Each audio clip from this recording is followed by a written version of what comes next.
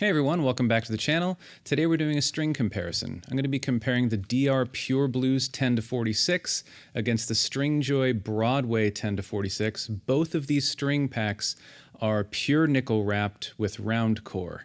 Most of the strings out there are a nickel plated wrap, which is a discernibly different sound from a pure nickel wrap.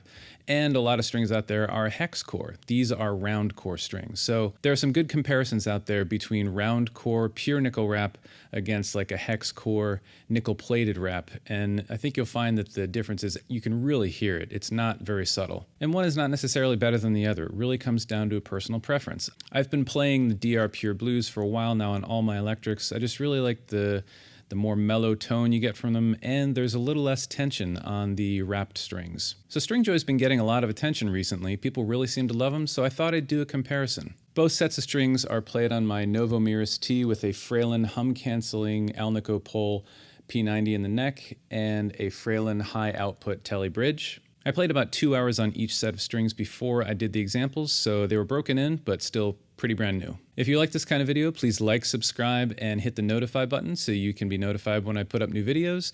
And comment, let me know what you think of the comparison and which strings you prefer. As usual, I'll talk more in the end about what I thought, but let's get into some tones.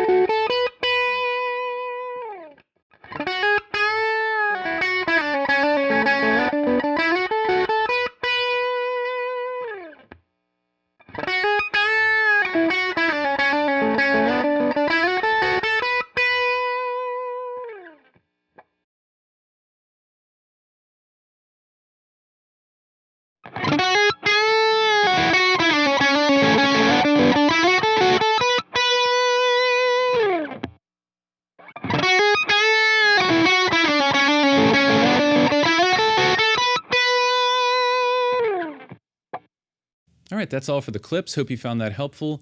This was an interesting comparison because I felt a lot of difference between the strings. I'll talk more about that in a bit, but I really didn't hear a significant sound difference between the strings. I thought there was more difference in my playing from take to take, which I really pay special attention to when I make my second clips. Like I'll do, the first set of strings. When I do the second set of whatever I'm doing, I always pull up the video and I look to where my hand is going and how hard I seem to be hitting. And I do my best to get like as consistent a take. And still, I think any difference I heard, I could tell it was just my playing. That being said, I've played the DRs for a while, so I really know those strings, and they're very consistent from pack to pack as far as the tension and everything. As soon as I put those Stringjoys on, I could feel a difference in the tension. There was just more tension on the Stringjoys for sure. To the point where it might have actually raised my action the slightest bit. But yeah, there's definitely more tension on the Stringjoys, especially on the wound strings, but even on the plain strings. I swore on the plain G, that had more tension on the Stringjoys than the DRs had. And I know that might sound crazy because it's just steel, but steel is an alloy. So it's possible that DR is using an alloy of steel that is a little bit more slinky than the alloy that Stringjoy is using. So for me, if I have a guitar that I want to tune down to E flat, but I don't want to go to 11s, I might put the Stringjoys on there so that they'll have a little bit more tension at E flat than my DRs will. I really like the way the DRs sit in standard tuning.